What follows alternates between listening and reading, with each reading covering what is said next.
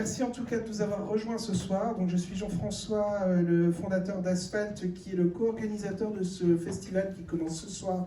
Donc, festival de l'impact qui s'appelle Impacté. Et ce soir, on commence avec une conférence, débat autour de la tech à impact. Et je voulais tout d'abord remercier Franck, maire du village Baïséa, de nous rejoindre. Il va se présenter et nous présenter un petit peu le village Baïséa. Mais en quelques mots, ce festival, on a voulu le créer cette année avec quelques acteurs pour essayer de fédérer les énergies sous différents angles.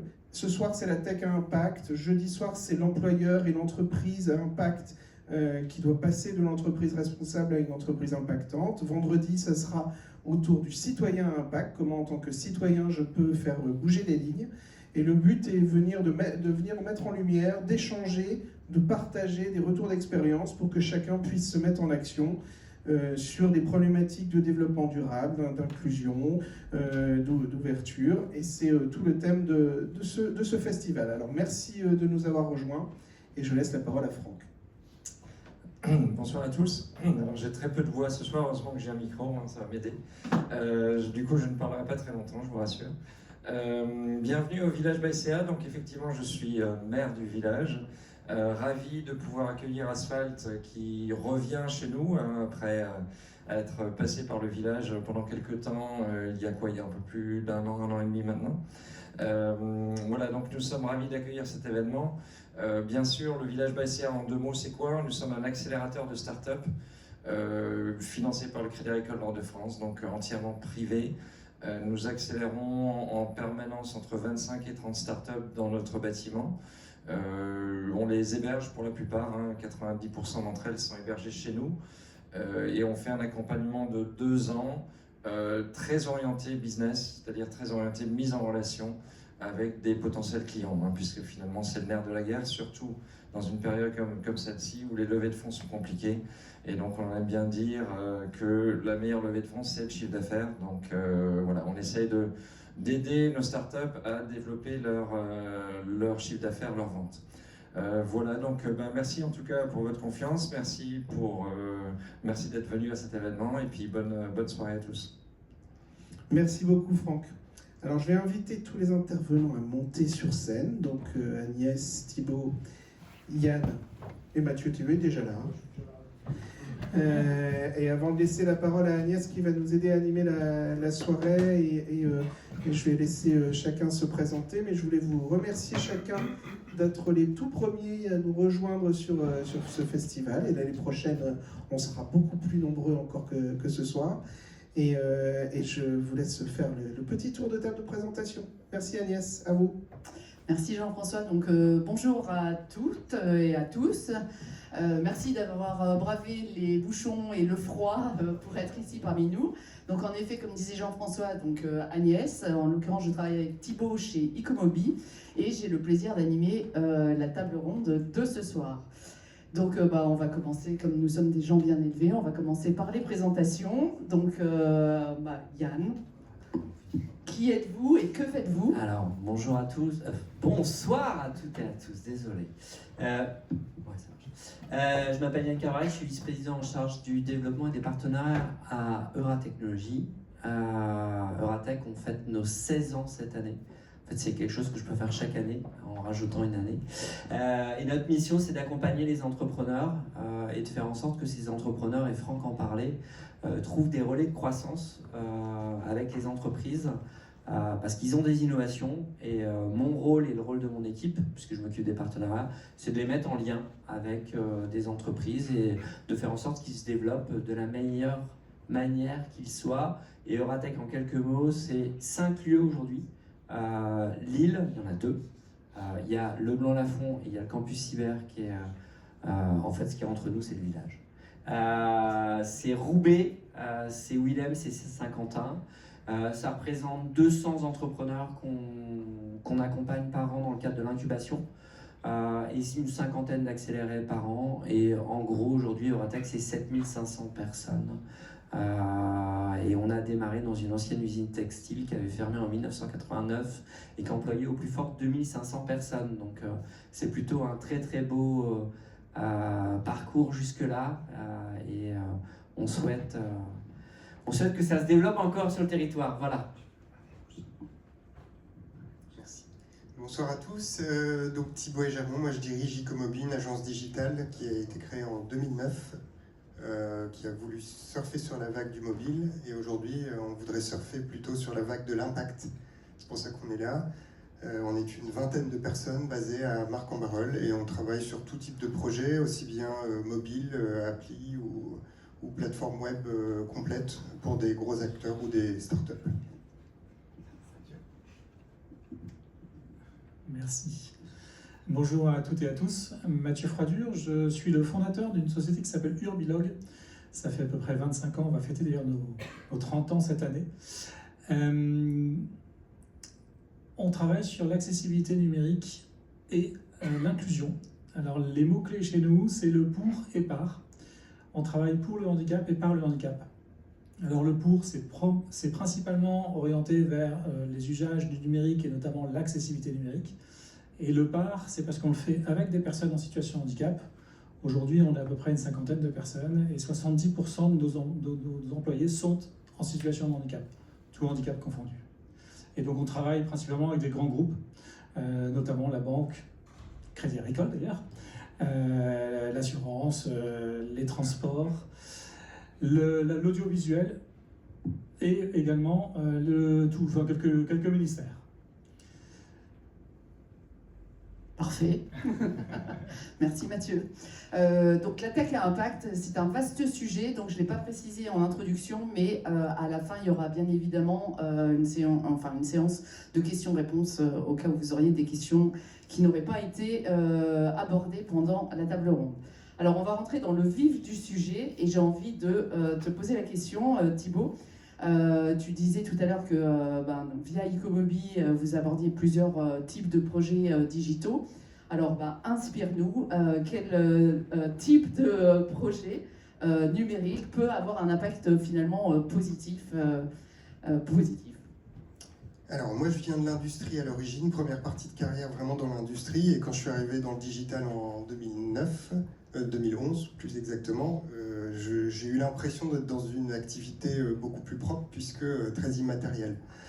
Et voilà, et progressivement on a fait ce cheminement de dire le numérique comme toute industrie a une empreinte carbone, donc comment on peut faire en sorte qu'elle soit la plus limitée possible et qu'elle serve le plus possible un impact business bien évidemment, parce que sinon on travaillerait que avec des associations caritatives ou, voilà, donc, mais aussi en faisant bien attention à utiliser le digital comme levier à impact aussi bien humain et avec une bonne sobriété environnementale.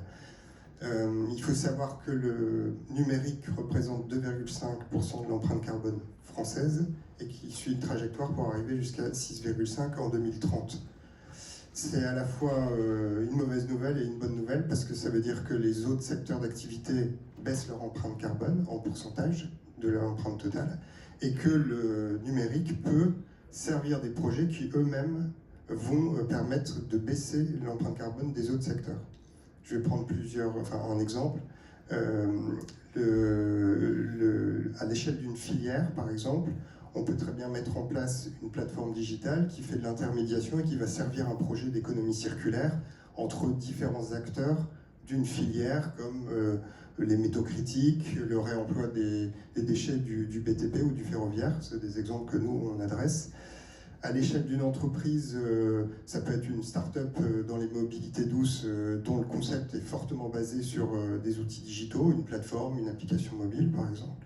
Donc ça, c'est des projets où le digital émet à son empreinte, mais il sert quelque chose qui préserve beaucoup plus et qui a un impact inverse. Et puis après, ça peut être aussi des entreprises plus généralistes qui veulent mettre en place une stratégie RSE, et une plateforme digitale peut, dans les grands groupes par exemple, aider à ce que les actions qui sont menées dans une grosse entreprise soient plus efficaces, que les équipes soient fédérées par des groupes de travail et que tout ça soit organisé via une plateforme digitale. Ok, et du coup, il y a une règle entre finalement ce que le numérique va générer en termes d'impact, par exemple environnemental, et l'économie qu'il doit produire? Alors forcément, c'est difficile à quantifier en amont d'un projet. Par contre, on peut essayer de se fixer un objectif un peu symbolique ou une conviction, de dire la nouvelle solution numérique que je vais mettre en place, si elle émet 1 gramme de CO2, elle va permettre par ailleurs d'en économiser 10, la règle du 1 pour 10. Ok, merci Thibaut pour ces exemples très concrets en effet sur comment le numérique peut servir finalement l'impact et dans le cas que tu as pris l'impact environnemental. Mais du coup j'ai envie de m'adresser à toi Mathieu parce qu'on parle de plus en plus de la notion d'accessibilité numérique que tu as évoquée tout à l'heure. Est-ce que tu peux nous en dire plus, notamment quel est, ce que représente le handicap aujourd'hui en France, et est-ce que le handicap est consommateur finalement du numérique? Alors, la question que je voudrais vous poser, vous, personne qui êtes dans la salle, est-ce que vous savez, est-ce que vous pouvez me dire, d'après vous, quelle est la partie de la population qui est handicapée en France? Est-ce que vous avez une idée? Moi j'ai la réponse, mais je vais rien dire. Partie de la population en pourcentage En pourcentage, oui. Un tiers. Un tiers. Non, c'est moins. 20. 20, c'est moins. On dit handicapé, est-ce qu'on dit reconnu comme étant handicapé? Alors, c'est une bonne question. Voilà. Parce qu'il y a plusieurs notions dans ce sujet-là, parce qu'en fait, quand on parle de handicap, on parle souvent de personnes en situation de handicap. Et en fait, tout à chacun, on est tous en situation de handicap. Hein. Il suffit que vous alliez voyager avec une valise qui fait 20 kilos et que vous avez le choix entre l'ascenseur et les escaliers, je pense que le choix va être vite fait. Donc la situation, elle est valable pour tout le monde. Par contre, la personne qui est vraiment handicapée, alors qui est partielle, enfin, de manière, on va dire, partielle dans le temps ou totalement dans le temps, aujourd'hui, ça représente 15% de la population. Donc 15%, c'est à peu près 10 millions de personnes.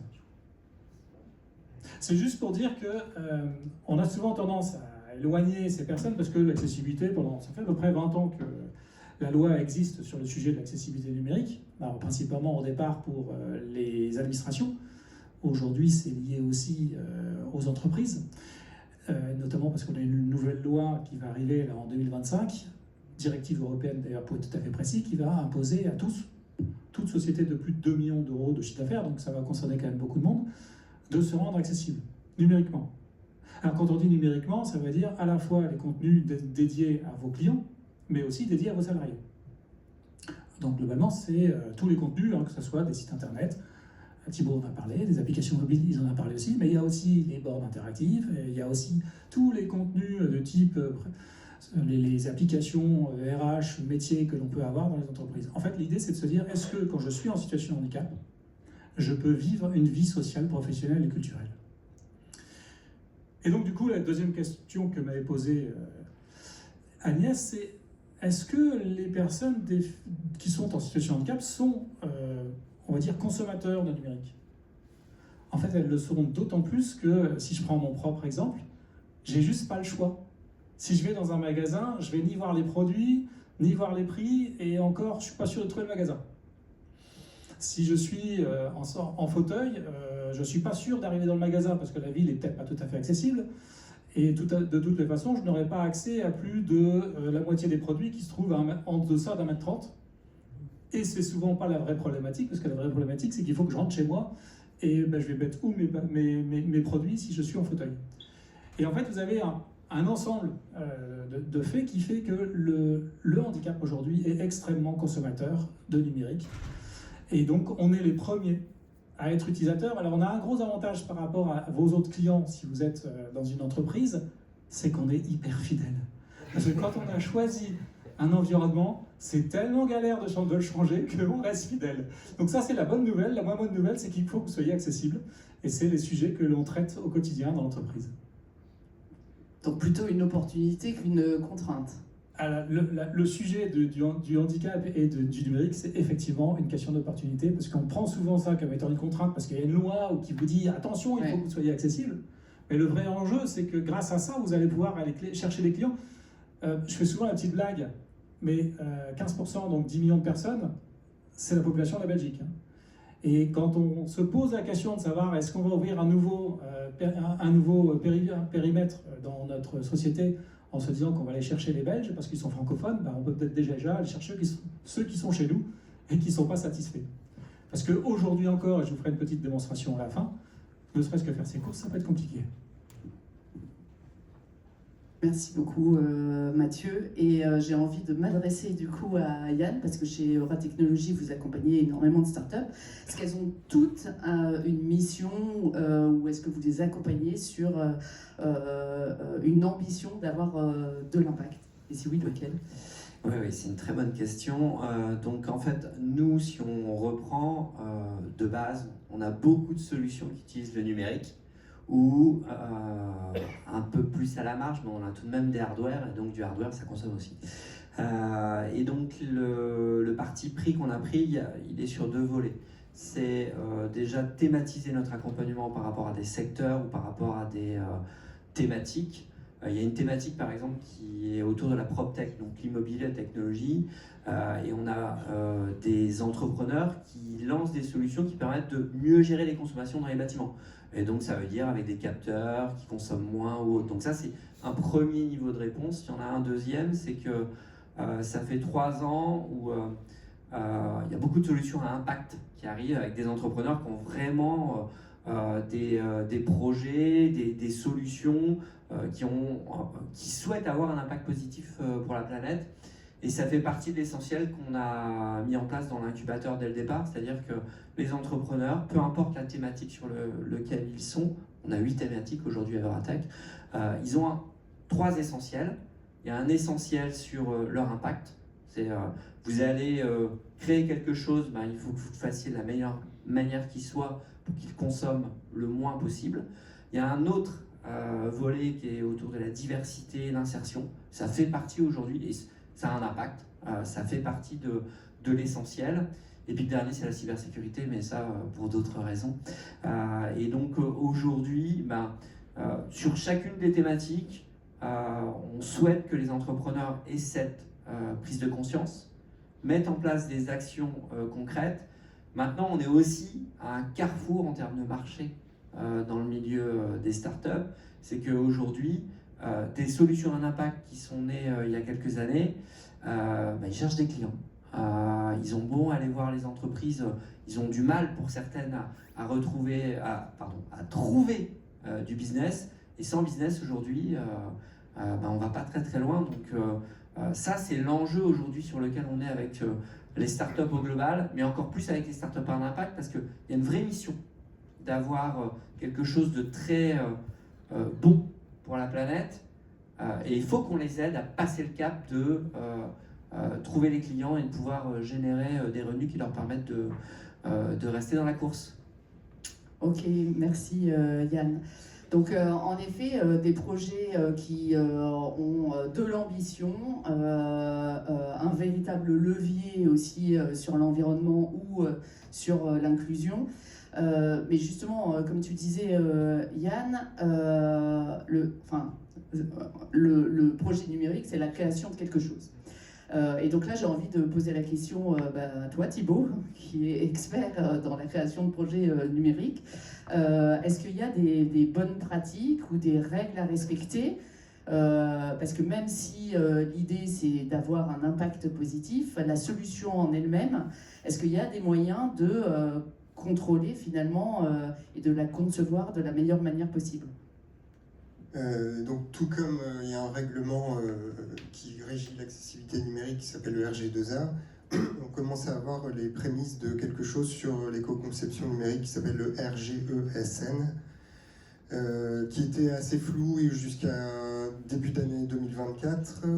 C'était un fichier Excel en fait de 150 lignes qui disait par thématique donner des exemples de bonnes pratiques. Et là ça s'est vraiment structuré avec un document qui est très significatif et qui donne des thématiques et des pistes de bonnes pratiques.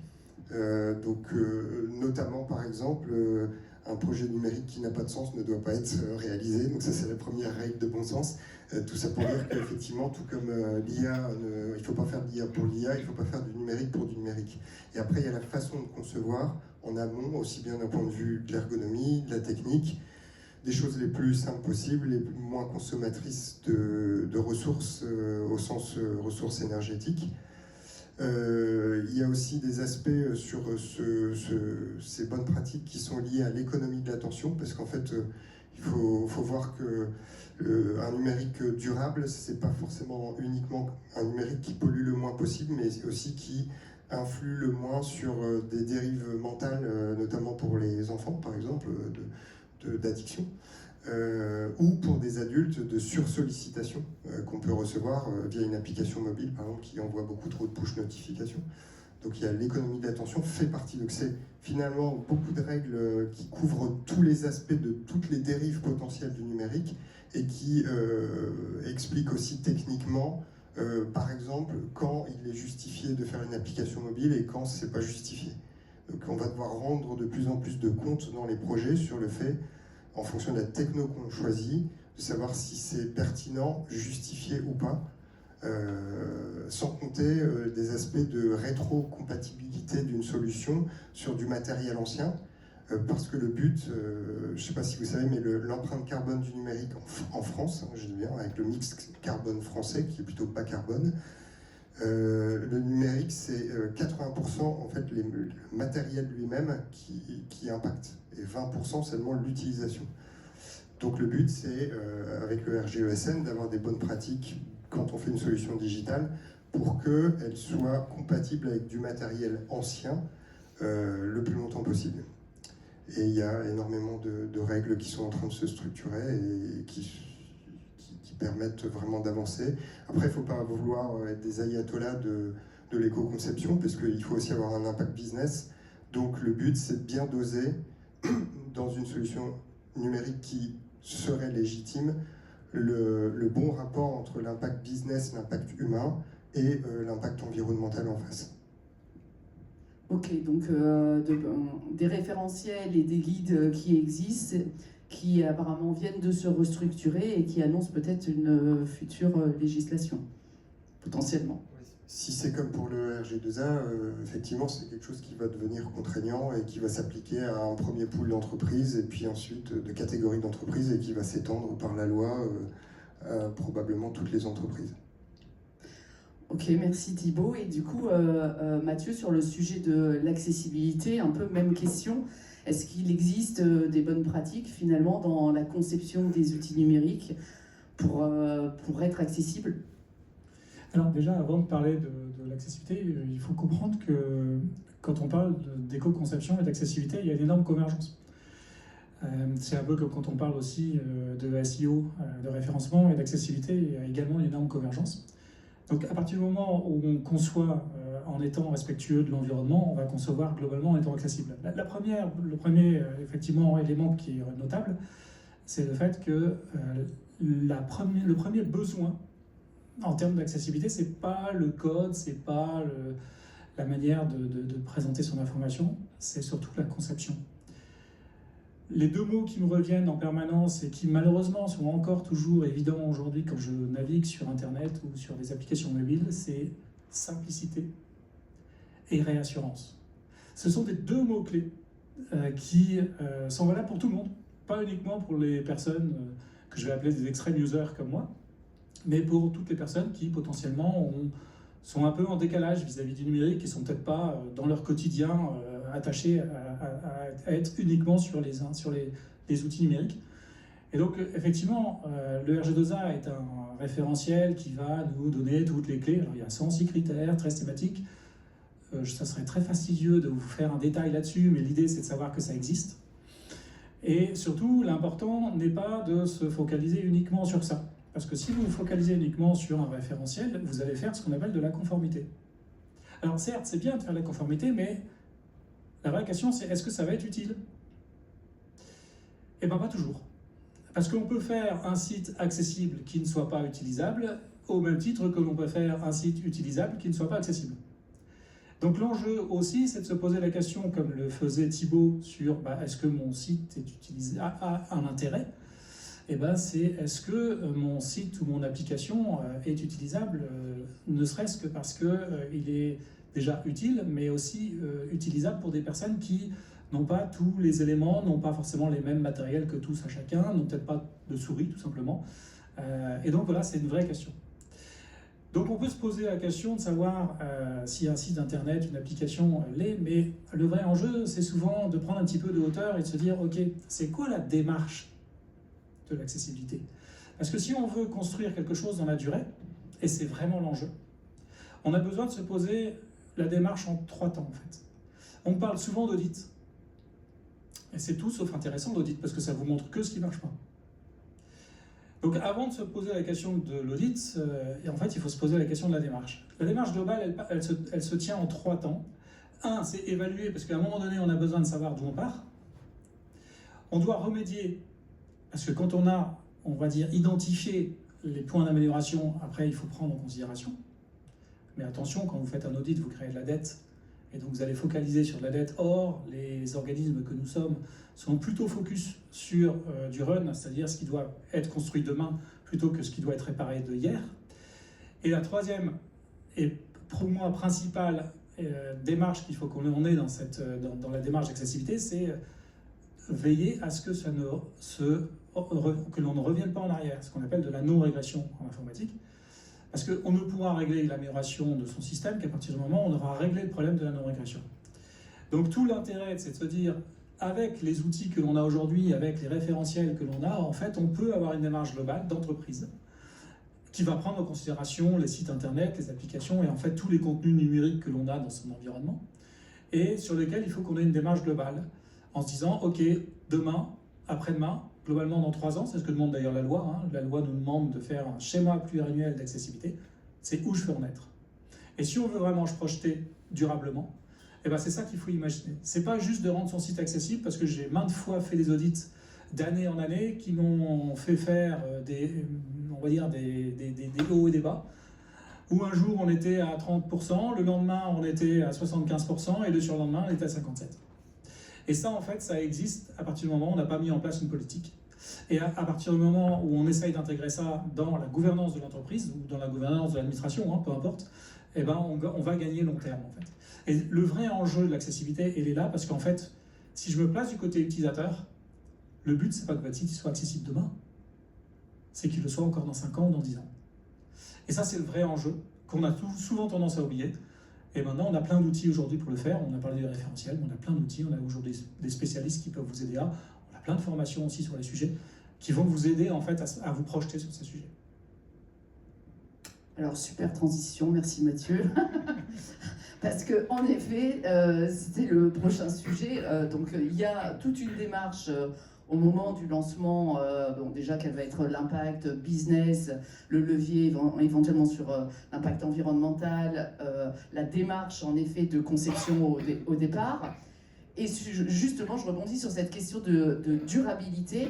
Est-ce que on parle sur les produits physiques, on appelle ça l'ACV, l'analyse du cycle de vie, et justement la durabilité finalement des produits physiques qu'on met sur le marché. Est-ce qu'il y a une notion similaire dans les projets numériques? Et du coup, question pour toi, Thibaut. Alors effectivement, une fois qu'on a bâti une plateforme digitale, numérique, quelle qu'elle soit, il y a la suite, elle est livrée, on doit la maintenir, et puis il y a aussi la façon dont les utilisateurs vont se l'approprier et comment ils vont l'utiliser qui aura un impact différent. Nous, on est en train de travailler sur un sujet qui est vraiment de R&D, qui va venir analyser la donnée qui transite dans une plateforme, ce que font les utilisateurs, pour leur donner au fur et à mesure, finalement, des indicateurs, des ratios sur est-ce qu'ils ont un comportement qui est plutôt sobre, moyen sobre ou pas sobre du tout. Ce qui ne les empêchera pas, quand par exemple une activité est assez saisonnière, on peut très bien ne pas reprocher à un utilisateur, dans une campagne marketing par exemple, d'avoir une utilisation d'une plateforme digitale centrée majoritairement business pendant 2 mois, parce que c'est la saisonnalité qui impose ça, et de retrouver un comportement beaucoup plus sobre pendant le reste de l'année. Donc il ne faut pas empêcher, opposer l'impact business et l'impact de la sobriété numérique. Le type de comportement qu'on va pouvoir suggérer, c'est d'utiliser moins de vidéos au profit de l'audio. Il y a un ratio de 1/10 en termes de consommation ou d'émission. D'éviter dans une plateforme digitale où il y a ce qu'on appelle un DAM, Digital Asset Management, donc là où j'ai tous les fichiers, les contenus que je vais pouvoir utiliser entre du texte, de la vidéo, de l'audio, d'éviter de se retrouver avec des doublons, des triplons, des quadruplons de fichiers qui sont eux-mêmes lourds. Voilà, donc c'est toute cette utilisation finale et des indicateurs précis, des pushs qui vont venir dire à un utilisateur où tu es plutôt bon ou moins bon, et on te suggère par exemple, sais-tu que l'utilisation d'un audio est 10 fois moins émissif qu'une vidéo, qui derrière, au bout de plusieurs années d'utilisation de la plateforme, va faire qu'on va avoir un impact plus ou moins important, business versus environnemental. Ok, donc un bon coup de ménage de temps en temps ne fait pas de mal, comme dans la vraie vie physique. Est-ce que sur l'accessibilité, il y a aussi, Mathieu, finalement, j'ai envie de dire, des bonnes pratiques d'entretien à l'usage et à l'utilisation des outils numériques? Alors effectivement, l'idée derrière, c'est comme je l'ai évoqué tout à l'heure, de se projeter dans la durée concernant l'accessibilité numérique. Et j'ai envie de vous donner juste un exemple. Je vais vous donner l'exemple d'Apple. Apple, c'est pas la société la plus philanthrope que je connaisse, mais c'est une société qui, à cause de la loi aux États-Unis, a dû développer des outils permettant à tout type de personnes en situation de handicap de pouvoir utiliser leurs interfaces. Et en fait, ça fait 10 ans qu'Apple propose, notamment, je vais prendre l'exemple des personnes déficientes visuelles, parce que je les connais mieux que d'autres, de pouvoir utiliser un smartphone. Parce que la première fois que j'ai eu mon téléphone dans la main, en toute sincérité, je me suis dit, mais comment je vais faire alors que j'ai juste deux boutons sur le côté, un bouton, alors à l'époque c'était sur le haut, comment je vais faire pour pouvoir manipuler ça? Et en fait, petit à petit, et de version en version, de matériel en matériel, en fait, Apple a maintenu ce service. Est-ce que vous connaissez le taux de pénétration de Apple en France? Ouais, on est plutôt à 70. Et bien pour les déficients visuels, c'est 70%. Tout simplement parce qu'en fait, ils ont fait deux choses.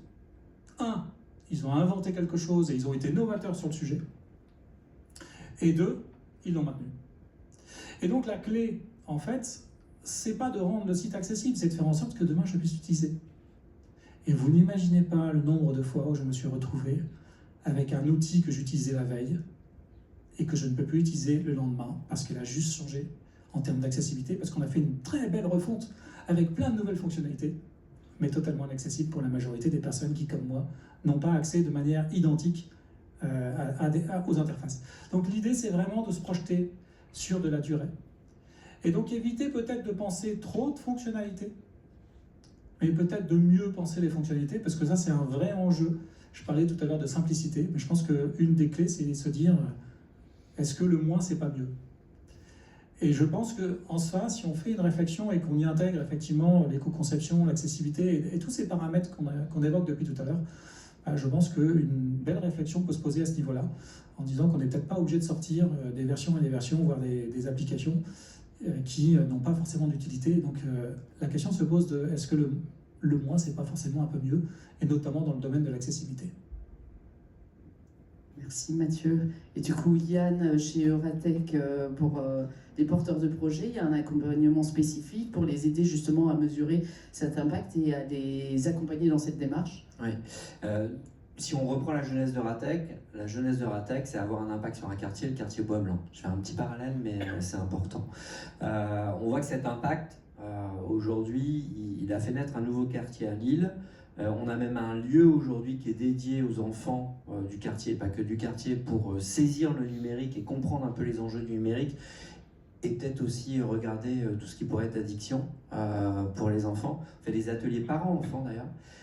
Et pour les entrepreneurs, le parti pris, comme je disais, c'est de se dire il y a des essentiels, connaître son impact, rectifier le tir quand on commence à développer quelque chose pour essayer de limiter une éventuelle consommation de serveurs ou autre. Ça fait partie de ce sur quoi on travaille avec les entrepreneurs. Et comme on est beaucoup sur l'éducation à l'entrepreneuriat, l'éducation sur l'IA qu'on a pu faire avec Takato aussi, là on le fait avec une école qui s'appelle Eden, qui est basée à Euratech, où là on a créé un certificat sur le numérique responsable à destination des professionnels, une formation en 90 heures qui permet d'aller des achats aux infras, de se rendre compte et de se mettre en action. Et ça fait partie de ce qu'on fait depuis 16 ans, c'est-à-dire de pouvoir sensibiliser des publics qui ont besoin d'être sensibilisés et de les mettre en action et de se dire que demain, on a réussi si on a sensibilisé, s'ils se sont mis en action, et c'est tout le travail qu'on fait depuis le démarrage à Euratech. Merci Yann. Dans la tech à impact, si je globalise un peu le sujet, finalement, il y a pas mal de startups qui sont assez novatrices sur des systèmes managériaux différents, des investissements elles s'investissent dans des causes sociétales. Est-ce que tous ces acteurs de la tech, est-ce qu'il n'y a pas une notion finalement d'exemplarité de leur part à avoir, et du coup j'ai envie de te poser la question à toi Thibaut, est-ce que c'est pas finalement les acteurs de la tech qui doivent être exemplaires sur tout ça?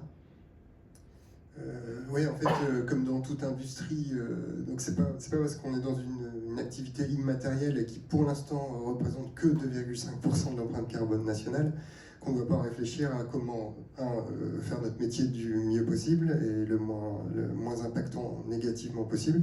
Et puis surtout, au quotidien, en fait, moi je considère qu'une entreprise, quel que soit son secteur, c'est un groupe humain, social et économique, et que donc on a tous les jours, en venant au boulot, un impact, quoi qu'il arrive, environnemental, que en fonction du type d'embauche qu'on fait, du type de soutien ou d'aide qu'on peut collectivement, l'entreprise, avoir, on a un impact humain.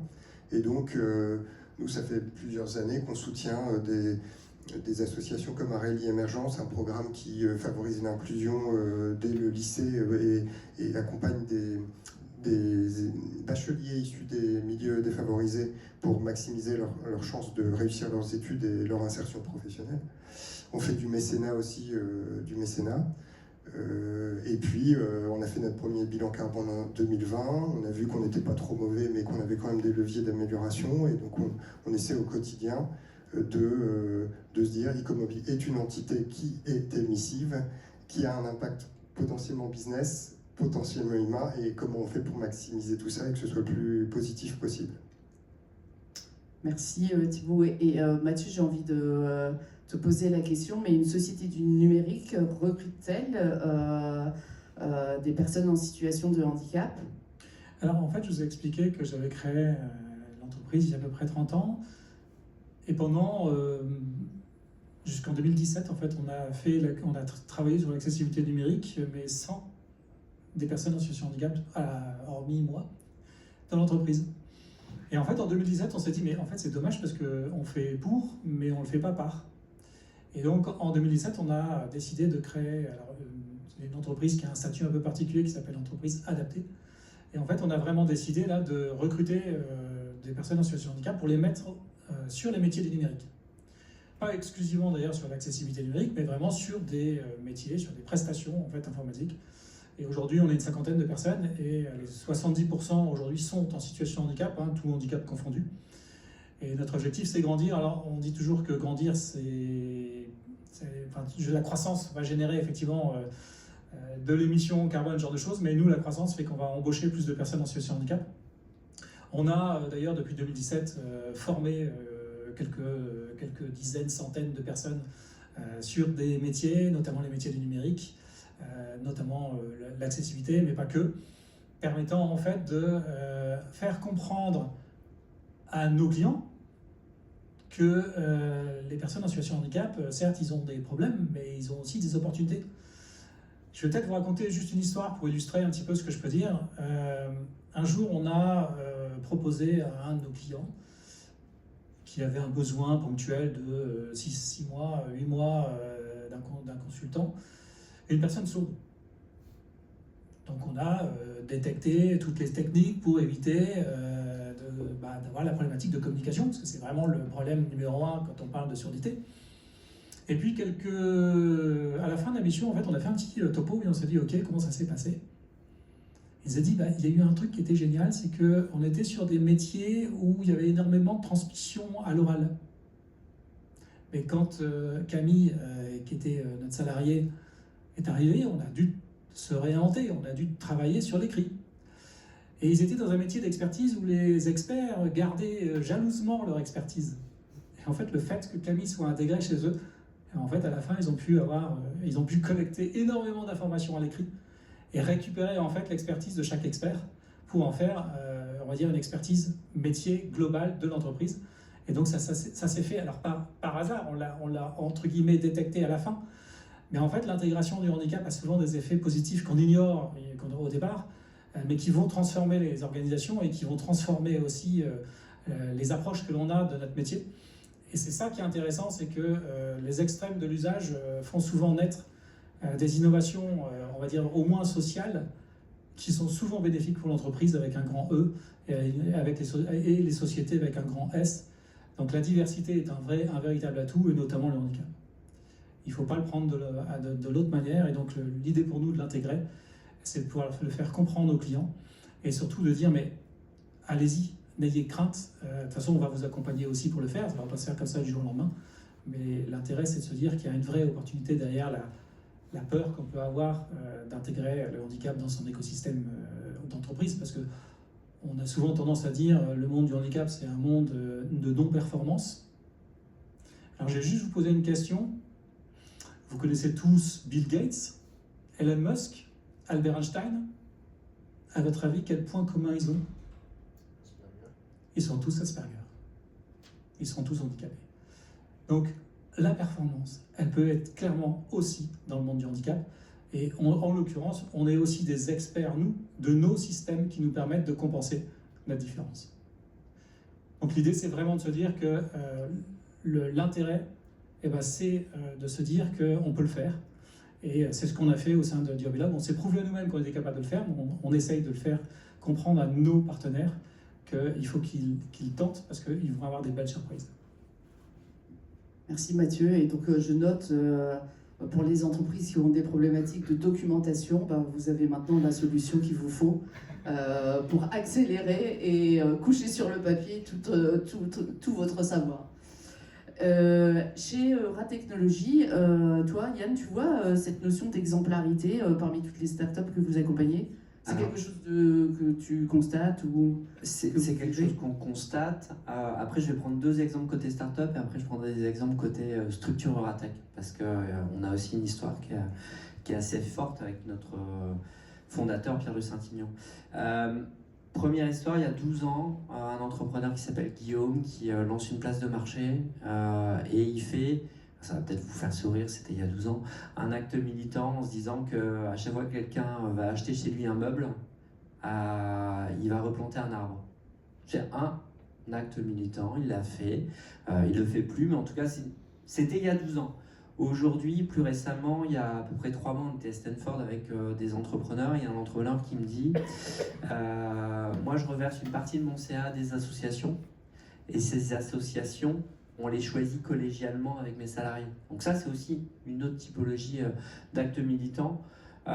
Et côté Euratech, donc notre fondateur Pierre de Saint-Ignan, qui a tout de même de beaux succès en région du temps de son vivant, il y a Euratech, mais il y a Vitamine T sur l'insertion. Donc dans nos gènes dès le départ, quand j'ai parlé de ce lieu où on accueille des enfants, au début c'était financé. Depuis maintenant 4 ans, c'est plus du tout financé. C'est la SEM qui porte, il n'y a aucun actionnaire, il n'y a aucun privé qui le finance, mais pour nous c'était important de garder ce lien avec le quartier, avec le fait de pouvoir sensibiliser des enfants. Et c'est d'autant plus important que ça ne se sait pas forcément. Il y a 2 assos à Euratech sur lesquels nous, de par notre fondateur, de par notre histoire, C'est important pour nous de les avoir, ces structures. C'est l'asso Z qui sensibilise des 18-30 ans en numérique. C'est une asso, et donc ils le font en militant. Et c'est une autre association qui s'appelle la Fondation des Possibles, avec laquelle on est très liés aussi. Où là, pour le coup, c'est permettre à des personnes qui ont un parcours compliqué, de pouvoir entreprendre dans les meilleures conditions. Et on a beau s'appeler Euratechnologie, cette fondation, elle accompagne tout type de personnes.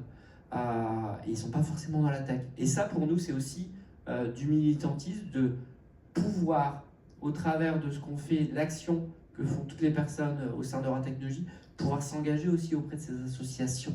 Donc il y a le côté start-up et il y a le côté aussi SEM, Société d'économie mixte, Euratechnologie, où on est assez vigilant sur le fait que on peut tous faire une part du chemin avec des publics très différents.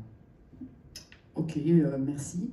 Eh bien, on arrive quasiment à la fin de cette table ronde pour laisser du temps éventuellement pour des questions. Peut-être un petit mot de conclusion, parce que les échanges étaient très riches entre l'impact des projets en eux-mêmes, par exemple sur l'environnement, le fait que malgré tout ça, on ne peut pas les concevoir de n'importe quelle manière, il y a des démarches et des référentiels qui existent pour les concevoir au mieux, pour les faire durer dans le temps.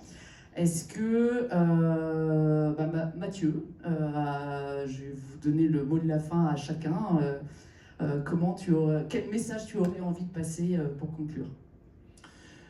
En fait, mon mot est très simple. Je vous ai parlé tout à l'heure du fait que ça fait 30 ans que, parce que j'étais obligé, parce que j'étais en situation de handicap dès mon adolescence, et je me suis dit qu'il fallait que je m'investisse sur ces sujets-là, et j'ai eu la chance de faire des études, j'ai eu la chance d'avoir un environnement qui m'a permis en fait de monter une entreprise. Et en fait, je me rends compte que aujourd'hui, le seul mot qui compte quand on veut travailler sur ces sujets qui sont un peu en décalage par rapport à ce qu'on a l'habitude d'entendre, c'est que les gens me disent non mais attends, ça me fait peur de rendre mes sites accessibles parce qu'en fait je sais pas comment il faut faire, parce que j'ai pas les clés. Ça me fait peur d'intégrer des personnes en situation de handicap dans mes entreprises, dans mon entreprise, parce que je sais pas comment je vais faire pour gérer les situations. Et bien la seule clé que je puisse vous donner, c'est oser. Parce que souvent vous serez, on va dire, satisfait et surtout étonné, rarement déçu. Mais en l'occurrence, à partir du moment où on ose, on se donne l'ouverture de pouvoir aller plus loin et de se dire j'ai réussi un succès et je peux continuer. Et en fait, c'est cette petite pierre en fait, qui, mis bout à bout, fait aussi aujourd'hui le succès d'Urbilog. On est plus de 50 aujourd'hui, on a encore l'ambition de grandir et de bien grandir. Et en fait, c'est parce qu'on a osé au départ. Et donc, ce que je voudrais, c'est que le flambeau, d'autres le portent à tous les niveaux, parce que le but, c'est qu'on ne soit certainement pas seul dans cet environnement. Et donc, mon mot de fin, c'est oser. Le handicap n'est pas un tabou, le handicap, c'est des opportunités. Et oser les saisir, parce que je pense qu'il y a plein de choses à faire. Après, je fais une petite démonstration, si j'ai un peu de temps. Moi, ma conclusion, mon message, c'est de dire qu'il y a aussi le grand public en fait, qui a un rôle à jouer dans la sobriété numérique. D'autant plus depuis 24-36 mois que l'IA a été mis à la disposition de tout le monde de manière très facile et parfois futile. On voit bien qu'il y a une sorte de schizophrénie chez les GAFAM entre le côté, le potentiel que représente l'IA et les centaines de milliards d'euros qui sont investis, et le fait qu'ils se disent comment on va refroidir nos data centers avec quelle flotte qui n'existe pas. Donc le symbole que je voulais diffuser, c'est que si vous recherchez une information comme vous l'auriez fait il y a 36 mois, parfois une bonne recherche Google toute simple permet d'arriver à du contenu que vous allez analyser, vous allez avoir un esprit critique, et puis à la fin, vous allez vous forger votre réponse. Si vous vous attaquez via un prompt ChatGPT, ça va consommer 10 fois plus de ressources, et à la fin, vous allez peut-être tomber sur une hallucination ou quelque chose qui sera déformé et pas pertinent. Donc voilà, c'était un peu le symbole que je voulais diffuser. Moi, ça va être autour de l'éducation. L'éducation, elle est clé pour cette prise de conscience de tout ce qu'on consomme en termes de numérique. C'est marrant parce que tu parlais de ChatGPT et ma fille qui est pas trop tech, elle utilise ChatGPT pour savoir si elle peut aller à Disneyland. Et ça, en fait, quand elle m'a dit ça pas plus tard que la semaine dernière. Je me suis dit, j'aurais jamais pensé à faire ça.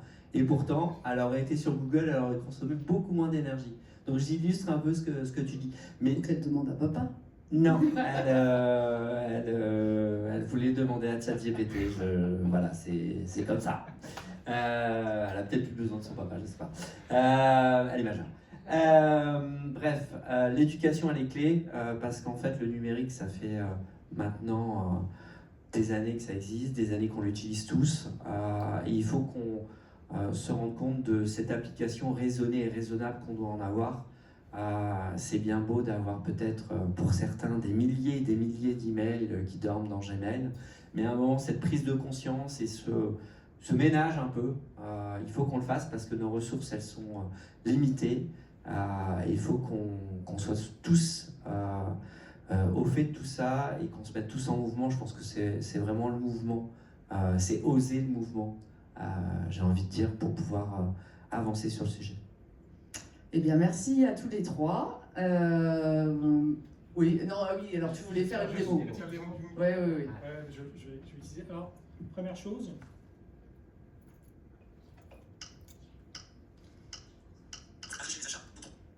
Vous voyez mon écran? Il est allumé? Je consomme moins d'énergie.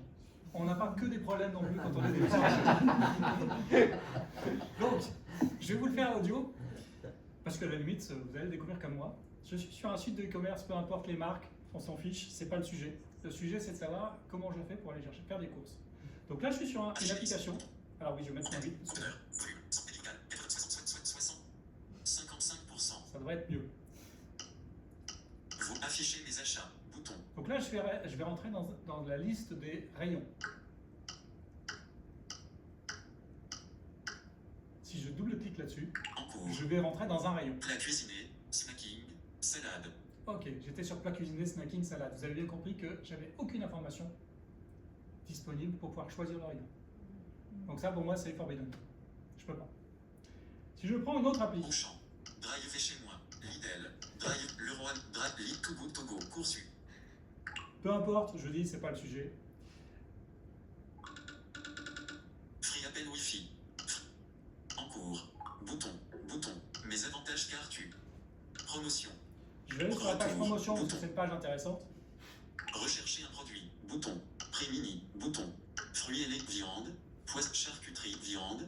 Charcuterie. Promotion. Bouton. Promotion. Retour. Bouton. Fruits et légumes. Charcuterie. Traiteur. Production. Épices. Pain. Boissons. Bière. Bio. Nutrition et régimes alimentaires. Univers bébé. Bout de page 1 sur 3. Au cœur du local. Bouton. Avantage carte promotion. En tête. Avantage car tu. Page 2 sur bio. Bouton. Univers bébé. Bio. Hygiène et goût. Univers bébé. Texte. Maison et loisirs. Électroménager. High-tech. Panier. Panier. Ongle. Hygiène et beauté. Page 2. Page 1 au cœur du local. Bouton. Avantage promotion. En tête. Avantage au cœur du local. Bouton. Retour. Bouton. Moins 34%. Bouton. Alors, là, je vais juste vous dire, sur cette application, j'y suis allé ce matin, il y avait à peu près 1600 promotions. Ok? Bon, c'est assez classique. Hein. Donc là, il me dit au cœur du local. 2,11 centimes. Moins 34%. Donc, moins 34%, c'est le type de promo. 2,11 centimes. Ok. 1,39 centimes. Ajouter le produit à une liste. Ajouter au panier. 2,82 centimes par kilo. 1,86 centimes par kilo. Promotion pour un retrait jusqu'au 19 / pommes de terre orange graisse de canard. En fait, parce que j'avais eu une problématique au départ, mais là, je suis dans les vrais produits. C'est avis. Pommes de terre orange promotion pour un retrait jusqu'au 19 / Ça, c'est le type de promotion. Pommes de terre orange graisse de canard pomme bistrot 500G. Ok, là, j'ai mon produit. C'est avis. Là, j'ai le nombre d'avis. Moins 30%. Bouton. Là, j'ai le type de promo. 3,09 centimes. Là, j'ai mon prix. 2,16 centimes. Ça, c'est au kilo. Ajouter le produit à une liste. Bouton. Je peux l'ajouter à la liste. Ajouter au panier. Bouton. Je peux l'ajouter au panier. Globalement, j'ai toute l'info, qui est plutôt pas mal fait. Alors, c'est pas parfait, mais c'est plutôt pas mal fait. Ce que je vais appeler, c'est la conformité. On est globalement plutôt conforme sur ce site. Petit détail, vous avez entendu. Ajouter le produit à une liste. Ajouter à une liste. Ajouter au panier. Ajouter Bouton. au panier. Ça paraît tout bête, mais pour moi, le fait d'avoir 2 fois le mot ajouter, c'est complexe. Parce que j'écoute jamais tous les messages. Et donc si on mettait insérer une liste et ajouter au panier, ça serait vachement mieux. Ce que je voulais mettre en exergue, c'est que j'ai 1600 produits et j'ai entre 6 et 8 slides par produit. Autant dire que je vais y passer un certain temps. Et pourtant, il est plutôt conforme. C'est pour ça que tout à l'heure, je vous parlais d'accessibilité, je vous parlais de RG2A. La conformité, c'est bien, mais ce n'est pas suffisant. Et donc, je vais vous montrer une autre application. Conçu. Commerce. Amazon. Intermarché. Qui, elle, Intermarché. est plus accessible au sens usage, Rechercher un produit. mais par contre n'est pas tout à fait Barre conforme. d'onglet. Rayon. Onglet. Promotion. Onglet. Sélectionné. Promotion. Onglet. 3 sur 5. Alors, Meilleure vente. Moins 34%. Remise. Immédiate. Signal. Wild Node dentifrice blancheur originale. Le lot de 3 tubes de 75 ml 225 ml ligne verticale 21,02 € barre oblique L. 4,73 €. Au lieu de 7,18 €. Bouton. vous avez tous entendu Signal qu'il y à avait l'eau de 3. un barre oblique L qui voulait dire par litre. Hein. Si je slide, Meilleure vente. Moins 50%. Remise. Immédiate. Oral B. Pro Série 1 brosse à dents électrique bleue. L'unité ligne verticale 19,34 € barre oblique pièce. 19,34 €. Au lieu de 38,69 €. Bouton. donc là, vous avez Oral B. Pro. toute l'information en un élément. Pour moi, beaucoup plus efficace, parce qu'en fait, je peux discriminer tout de suite en disant ça m'intéresse pas. Mais si je slide, Meilleure vente. Moins 30%. ok, je pourrais faire ça plein de fois. Il n'y a pas un truc qui vous choque? Ouais, pour arriver au bon produit, ça va être compliqué. Alors non, c'est pas ça, parce que ça, à la limite, c'est des promos, donc je les prends les uns derrière les autres. Ok. Je suis sur un site de e-commerce. C'est quoi le principe du site de e-commerce? Ajouter au panier. Vous l'avez entendu? Non. Bah, moi non plus. Par contre, et je pense qu'ils n'ont pas fait exprès, Explorer l'image. Plus icône. plus icon, Icatolis. mais icale to list. C'est pas conforme, je respecte pas le RG2A en faisant ça. Par contre, si je regarde un petit peu, plus icon, Plus icône. ça veut dire ajouter Meilleure au panier. vente. Moins 30%. Sur le 2M. Saint-Éloi. Une marque Intermarché. Et si je refais, Icatolis. Activé par explorer l'image. Plus icône. Minus icône. minus icon, c'est pour moi. Meilleur. C'est juste pour dire que les sujets d'accessibilité, en fait, dans la vie du quotidien, c'est ça.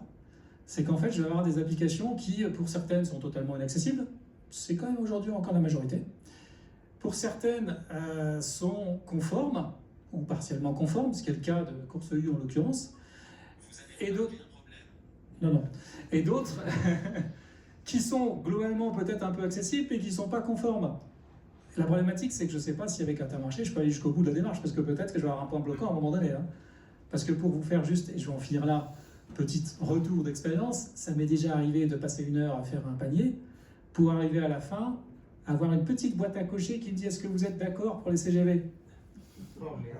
Sauf que cette CGV, c'était pas une boîte à cocher, c'était une belle image. On avait fait 2 images, une cochée, une pas cochée.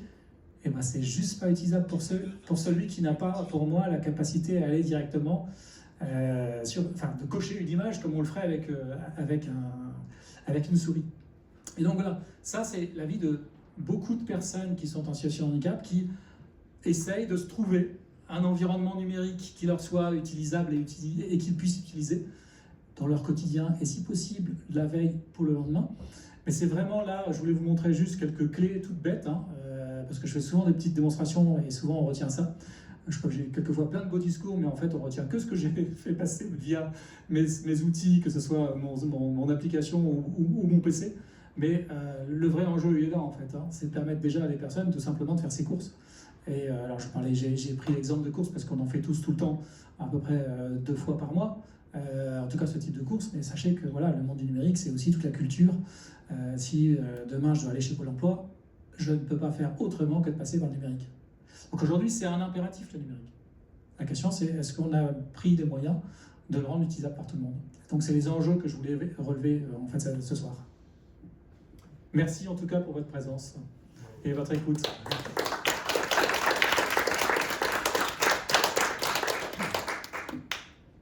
Voilà, bonne franquette. Est-ce que vous avez des questions?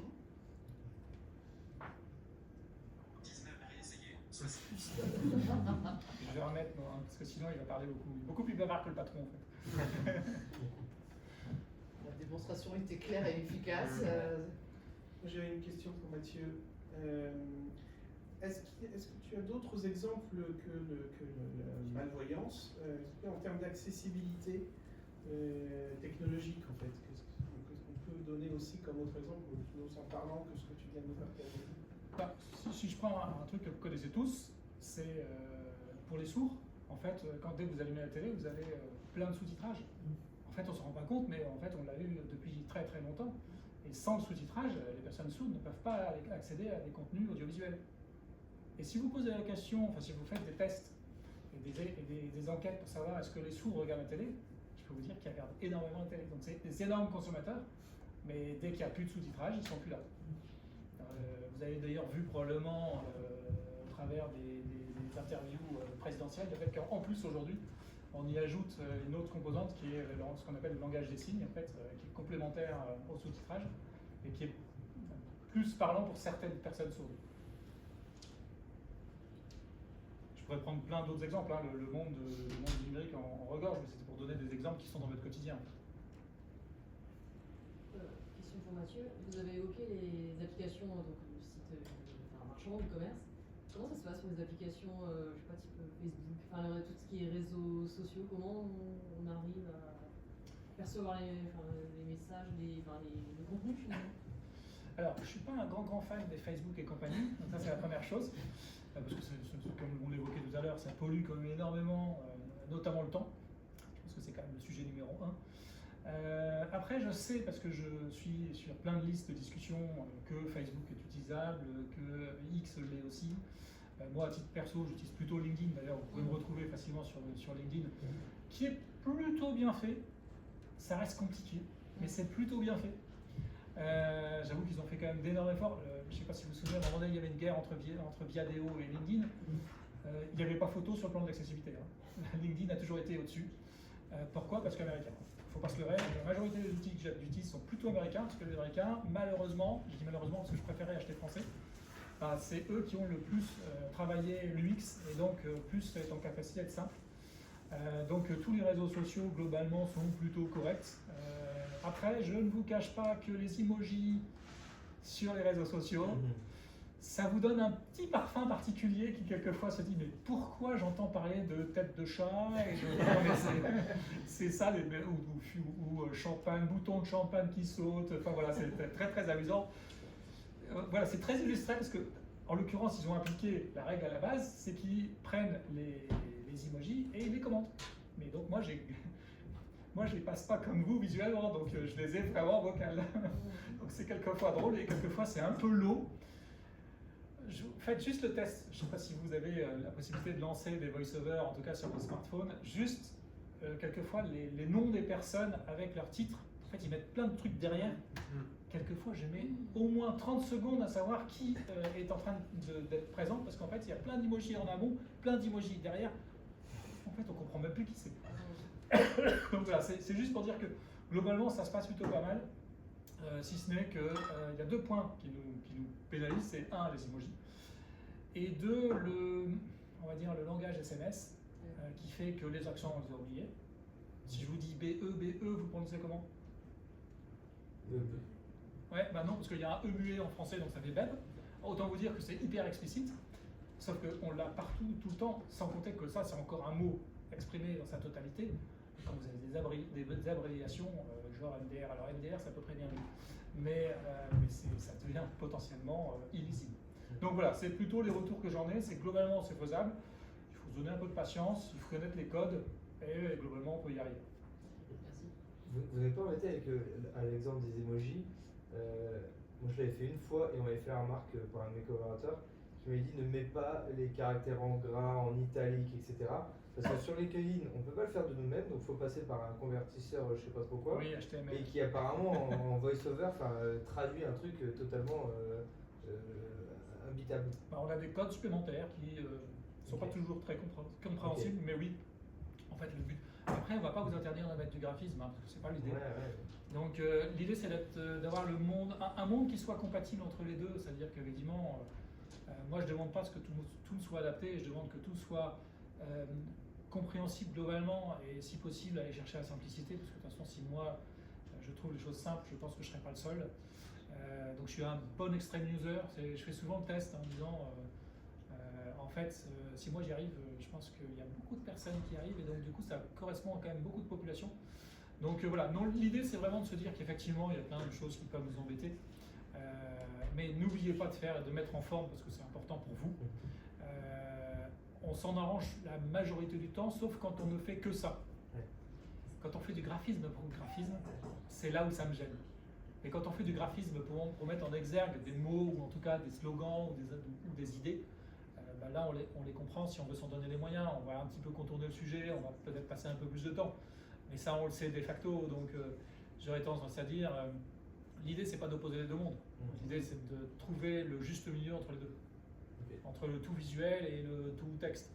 Franchement, le texte c'est pas très joli et j'étais voyant donc je sais ce que c'est. Donc voilà, il faut trouver le bon curseur et c'est là, et c'est pas si simple que ça, hein, parce qu'il peut évoluer en fonction du moment et en fonction des sujets.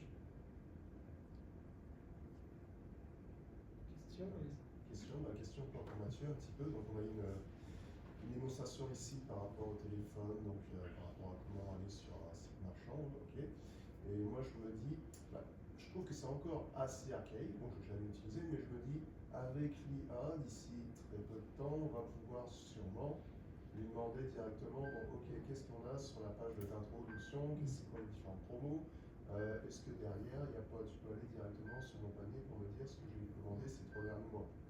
Est-ce qu'on va arriver sur quelque chose qui sera beaucoup plus interactif plutôt que là où j'ai trouvé que c'était très linéaire? Alors, tu as tout à fait raison, c'est hyper linéaire. Alors, j'ai les outils en fait qui vont me permettre on va dire, de faire une vision plus transverse de l'information, parce que je peux utiliser le code HTML pour aller voir les titres, les liens, les boutons et ce genre de choses. Alors, cette réflexion, je me la suis faite en me disant peut-être que l'IA un jour va vraiment m'aider. Et comme tu l'évoques, la première aide que je vais avoir, c'est comprendre une interface. En toute sincérité, même si je pense sincèrement que ça peut arriver, en tout cas que ça peut m'aider, je pense qu'on a encore, parce que tu avais parlé de rapide, et je suis pas aussi serein que toi sur le fait que ça puisse être rapide. Je pense qu'on peut y arriver, mais ça va être du temps, et je pense qu'il va y avoir beaucoup de déceptions. Parce que mine de rien, quand tu vois la capacité de notre cerveau à analyser des situations complexes, l'IA, elle fonctionne quand même pas en agrégeant plein de mondes différents tels que nous, notre cerveau est capable de le faire. Je prends juste une capacité à une IA à interpréter par exemple un éléphant rose. Il va falloir des centaines et des centaines de milliers d'images pour faire comprendre à une IA qu'un éléphant rose c'est un éléphant. Tu demandes à un gamin, il a vu trois éléphants, il va savoir que l'éléphant, même s'il est rose, c'est un éléphant. Donc ça veut dire que oui, j'ai confiance sur le fait que l'IA va nous aider demain, en tout cas plus qu'elle ne l'est aujourd'hui. Maintenant, à savoir détecter et décrypter une interface, si elle est simple, je pense qu'il va être capable de le faire. Si elle est complexe, comme mine de rien, la majorité des interfaces que l'on a quand même devant nous, j'en suis moins certain, en tout cas à court terme. D'accord, ok. Mais je suis preneur, hein, évidemment. Parce que ça va me faire gagner un temps mais considérable. Ok, merci. C'est mon avis personnel. Hein. Maintenant, je laisse l'IA me démontrer le contraire. Moi, je ne me suis jamais posé la question de tiens, l'IA, si j'étais malvoyant, comment est-ce qu'elle ferait pour m'aider pour mes courses, etc. Donc je découvre un petit peu la problématique. Et c'est vrai que sur le coup, je me dis, il y a quand même quelque chose à faire, ça peut être très intéressant si ça pouvait être comme une personne à qui je demanderais à côté, est-ce que tu peux me dire ce que c'est la promotion du jour, etc. Quoi. Moi, je verrais l'IA dans ce cas-là comme quelqu'un qui pourrait dire, d'une façon, me dire ce qu'on peut faire avec. Ce que je vais manger à midi, par exemple, en gros. Ah mais je suis 100% d'accord avec toi qu'il va falloir aider l'IA à faire ça. Je pense qu'il va y avoir un geste humain pour aider l'IA. Et ça, j'en suis persuadé. Là, pour le coup, je suis plus persuadé que le tout automate, de toute façon, c'est illusoire. Si vous regardez mon LinkedIn, j'ai fait un commentaire sur un de mes collègues qui a fait la description technique de comment il faut qu'on utilise, comment il faut que l'on rende accessible des graphiques qui sont dynamiques. Et moi, je lui ai posé la question à ce collègue, je lui ai dit, mais à un moment donné, je ne peux pas, en fait, parce que si le graphique il se met à jour trop régulièrement et qu'il y a énormément de contenu et c'est pas juste une ou deux informations, en fait, il faut que j'ai un interprète humain. Et là, l'interprète humain, il ne va pas mettre à jour automatiquement. Et donc c'est là où j'ai besoin en fait d'une complémentarité et en fait un binôme entre les automatismes quels qu'ils soient, et l'humain qui va donner du sens, qui va prendre de la hauteur et qui va savoir donner le bon guide en fait, le bon grain en fait. C'est surtout ça que je veux dire, c'est qu'on a souvent tendance à prendre tout au même niveau, mais je pense qu'on va pouvoir peut-être isoler des gros grains, des petits grains. Et donc je pense que c'est là où l'humain doit rester, parce que c'est là où il a plus de pertinence. Si je reprends un peu, c'est assez schématique, mais je parlais tout à l'heure des autistes, on a pas mal d'autistes au bureau. En fait, même si sans généraliser, le cerveau d'un autiste, en fait, il prend tout au même niveau. Donc il met plus de temps à analyser, mais il voit beaucoup plus de choses. Nous, on travaille plutôt en entonnoir. Ça va nous faire gagner, en fait, ça nous fait gagner du temps de travailler en entonnoir. C'est beaucoup moins énergivore et on gagne du temps. Et ben, en fait, c'est un peu cette différence-là. C'est-à-dire qu'une IA va rester en fait, de manière assez linéaire, je pense. Par contre, notre capacité du cerveau humain va être capable en fait, d'aller dans la profondeur et largeur assez rapidement. Et va faire le lien entre les deux, et je pense que ça restera la capacité propre de l'humain. Mais bon, c'est mon interprétation de l'IA, peut-être que je me trompe, parce que je ne suis pas du tout un spécialiste du sujet. Je vous remercie beaucoup. De toute façon, on a un peu de temps pour terminer. On a prévu un petit verre pour partager et poursuivre les conversations. Je voulais juste en profiter pour remercier Ecomobi d'avoir co-organisé avec nous ce premier atelier. Donc Agnès, Thibaut, merci pour cette confiance. Merci Yann et merci Mathieu de nous avoir rejoints et d'avoir partagé des propos passionnants. On a du mal à s'arrêter de poser des questions. Et puis je vous invite tous à passer derrière et qu'on puisse poursuivre l'échange. On a encore 2 occasions de se rencontrer pour le Festival Impacté. Une deuxième fois ce jeudi soir autour de l'entreprise et l'employeur à impact. Et ce vendredi soir autour du citoyen à impact. Et ces 2 autres événements se passent à Garage, à Lille, boulevard Clémenceau. Vous êtes tous les bienvenus. Boulevard Carnot. Et un grand merci à Sixtine d'organiser ce festival et à Alix qui est peut-être déjà reparti mais qui t'aide activement à cela. Bonne soirée. Merci beaucoup.